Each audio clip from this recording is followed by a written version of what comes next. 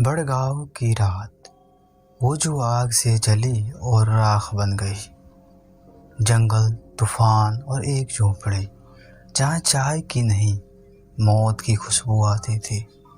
शाम के करीब 5 बजे थे।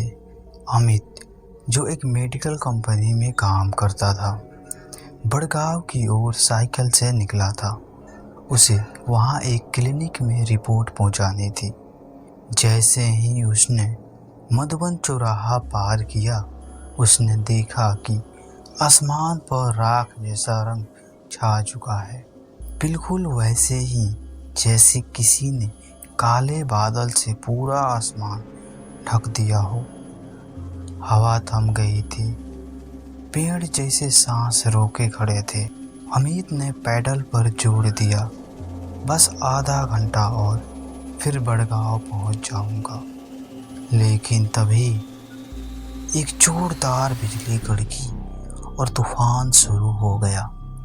हवा ऐसी कि साइकिल एक जगह से हिल भी नहीं रही थी। थोड़ी ही देर में मूसलाधार बारिश शुरू हो गई। आगे का रास्ता मानो जैसा किसी चादर से छिप गया हो। अमित ने साइकिल को घसीटते हुए जंगल की ओर मोड़ दिया। जहाँ बड़ा सा पेड़ था, वो वहीं रुक गया। ठंड में कांपता हुआ मन ही मन बुदबुदाया, भगवान प्लीज मुझे बचा लो। तभी आप भी फंस गए बाबू। अमित चौंक गया।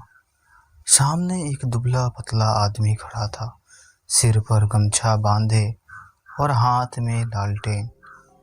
मैं रघुनाथ हूँ, मेरी चाय की दुकान यहीं पास में है, आ जाइए वरना बीमार पड़ जाएंगे। अमित ने झिझकते हुए हामी भर दी और साइकिल के साथ रघुनाथ के पीछे चल दिया। बारिश अब और भी तेज हो गई थी। कुछ ही मिनटों में वे एक झोपड़ी के पास पहुंचे। झोपड़ी कच्ची थी, लेकिन उसमें से हल्की नारंगी रोशनी निकल रही थी, जैसे कोई लालटेन जल रहा हो। अंदर एक चूल्हा था, चारों ओर चाय के गिलास, बिस्कुट और केतली रखे थे। अमित ने सोचा, इतनी वीरान जगह में दुकान और ग्राहक। रघुनाथ बोला, पहले यहाँ बस अड्डा था, अब लोग नहीं आते, लेकिन चाय तो बनती रहती है। मौत हो या जिंदगी, चाय साथ देती है। अमित हल्के से मुस्कुराया, लेकिन तभी एक अजीब गंध उसकी नाक में भर आई, जैसे कुछ जला हुआ हो या कोई सड़ा हुआ मांस। उसने मुंह पर रुमाल रखा। रघुनाथ ने ध्यान नहीं दिया और चाय की ट्रे ले आया। लीजिए बाबूजी, हमारी दुकान की चाय पीजिए, जिंदगी भर याद रखेंगे। अमित ने चाय पीना शुरू किया। चाय गर्म थी, मगर उसमें एक अजीब सी खारापन था। बारिश धीमी हो रही थी। रघुनाथ ने बोला, बारिश तो कम हो चुकी है, लेकिन रात बहुत हो गई। आप रात ही काट लीजिए बाबूजी, सुबह चले जाइएगा। अंदर बिस्तर लगा देता हूँ, डरिए मत, मैं और सीमा है। अमित ने जैसे उसकी नाम सुना, तभी अंदर से एक हल्की झंझनाहट की आवाज़ आई। एक युवती सिर पर ओढ़ने लिए धीमी कदमों से बाहर आई। उसके हाथ में पान था। पान लीजिए बाबूजी, हमारे हाथ का खाएंगे तो मुंह मीठा रहेगा। लेकिन जैसे ही अमित ने पान उठाया, सड़ी हुई खून की गंध और भी तेज हो गई। उसने देखा, उसके गले पर एक मोटी कटी हुई लकीरें थी। वहाँ से खून टपक रहा था। पलक झपकते ही वो औरत गायब हो गई। रघुनाथ बोला, क्या हुआ बाबूजी, सपना देखा क्या? रात आधी बीत चुकी थी। बाहर शियार के चीखे, उल्लुओं की आवाज़ और हवा में राख की महक। रघुनाथ ने एक पुरानी कहानी छेड़ी।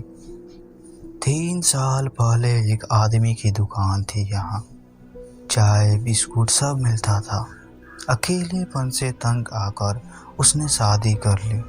सीमा नाम की लड़की से। बहुत सुंदर थी वो, लेकिन उसके नीयत पे गांव वाले के शक था। एक दिन वो आदमी जल्दी बाजार से लौटा और पाया कि उसकी बीवी किसी अजनबी के साथ है। गुस्से में उसने दोनों को वहीं मार डाला। फिर सीमा के शव को आग में जला दिया और उसके बाद खुद को भी आग में जला के ख़त्म कर दिया। अमित की सांसें रुकने लगी थी और कहते हैं वो झोपड़ी तब से जल चुकी है, मगर आज भी कुछ लोग बारिश में वहाँ चाय पीते हैं। अमित ने घबरा कर देखा। झोपड़ी की दीवार काली थी, जैसे आग से झुलस गई हो। सुबह हो चुकी थी। अमित ने जल्दी से बैग उठाया और जाने को तैयार हुआ। दरवाजे पे दस्तक दी। रघुनाथ जी, मैं चल रहा हूँ। कोई जवाब नहीं आया। अमित झोपड़ी से बाहर निकला, साइकिल उठाया और चलने को हुआ। तभी उसे याद आया, बैग जिसमें सोने के गहने और पैसे हैं, वो तो अंदर ही छूट गया। वो पलटा और झोपड़ी की ओर दौड़ा, मगर वो झोपड़ी अब वहाँ नहीं थी। सिर्फ जली हुई जमीन, राख और टूटी हुई ईंटें पड़ी थी। उसकी सांसें थम गई। तभी पीछे से धीमी आवाज आई, शायद इसे खोज रहे हो तुम। अमित पलटा और वही औरत सीमा खून से सने चेहरे और कटे हुए गले के साथ खड़ी थी।